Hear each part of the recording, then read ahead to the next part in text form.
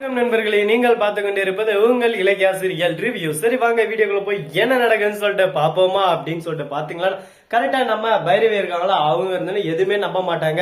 ஏன்னா அவங்கள பொறுத்த வரைக்கும் எப்பவுமே ஆதார் வேணும். முக்கியமா அவங்க அல்ல கை தப்பு செஞ்சிருக்கான்னு சொல்லிட்டு சொன்னா அவங்க சுட்டு போட்டாலும் நம்பவே மாட்டாங்க. அந்த அளவுக்கு அஞ்சலிக்கு தான் சப்போர்ட் பண்ணுவாங்க. ஏன்னா அஞ்சலி கிட்ட இருந்து இன்னும் நிறைய விஷயங்கள் இருக்கு.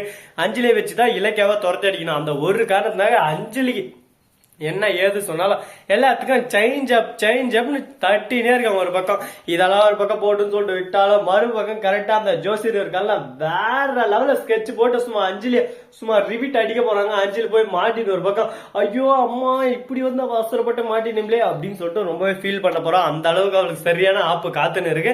அதே மாதிரி கரெக்டா நம்ம இலக்கியா இருக்காங்களா, அவங்க வச்சாங்க பாருங்க வேற லெவல். ஒரு பக்கம் திறமன்னே சொல்லலாம். கரெக்டா நம்ம அஞ்சிலேயே கையும் களமா பிடிக்குது. சூப்பரான ஒரு ஐடியா. இதை வந்து கார்த்தி கிட்ட போய் ஆதாரத்தோட நிரூபிடும். கார்த்தி பார்த்ததும் ஐயோ ஏன் பொண்டாட்டியா இது அப்படின்னு சொல்லிட்டு ஷாக் ஆயிடுறாரு.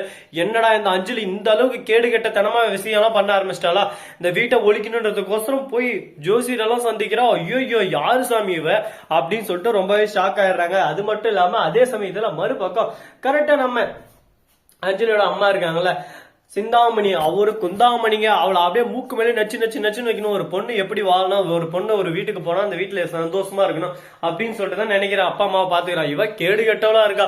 பொண்ணு எங்க விட்டு வந்துட்டா நமக்கு எந்த காசும் கிடைக்காது.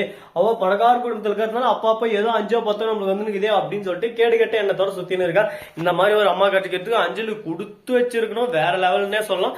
சரி, இப்படியெல்லாம் ஒரு பக்கம் போயிட்டு இருந்தாலும் அதே சமயத்துல மறுபக்கம் என்ன நடக்குதுன்னு சொல்லிட்டு பாத்தீங்கன்னா கரெக்டா டிஸ்டர்பன்ஸ் ஒரு சில நேரத்துல வந்துனே இருக்குங்க. ஏதான ஒண்ணு உருப்படியா பண்ணலாம்னு பாத்தீங்கன்னா பண்ணவே கூடாதுங்க. ஏதான ஒண்ணு பண்ணி டிஸ்டர்ப் பண்ணதுலயே இருக்கும். சரி, அதெல்லாம் ஒரு பக்கம் இருந்தாலும் அதே சமயத்துல கரெக்டா நம்ம எஸ்எஸ்கே இருக்காங்க. அவர் இருந்து ஒரு பக்கம் அஞ்சலிக்கு போன் பண்ணி, என்ன அஞ்சலி ஏதோ நீ பரிகாரத்துக்கு போறேன்னு சொன்னா என்ன ஆச்சு ஏதாச்சும் சாமியார் என்ன சொன்னோம், எனக்கு சாமி பக்தி அதிகமா உண்டு, அந்த சாமியார் பேர் என்னன்னு கேட்டு சொல்லு அப்படின்னு சொல்லிட்டு கேட்க உடனே பாக்கணுமே சாமியார் கிட்ட போன கொடுக்க ஐயா எஸ்எஸ்கேக்கு ஒரு சதி தீட்ட போறாங்கயா. எஸ்எஸ்கேக்கு சதி திட்டமா, அவ்வளவுதான்டா சாமி. எஸ்எஸ்கே வந்து கௌதம தோக்கடிச்சு பிசினஸ்ல எப்படியா முன்னாடி வரணும் அப்படின்னு சொல்லிட்டு ஒரு முடிவுக்கு வராங்க. என்னங்க பண்றது, எது பண்ணாலும் ஃபர்ஸ்ட் நாம முன்னேறணும். அப்ப பண்ணாதான் கரெக்டா இருக்கும். இல்லன்னா அப்படி செவில் மேலே 4 வச்சாதான் புத்தி வரும்.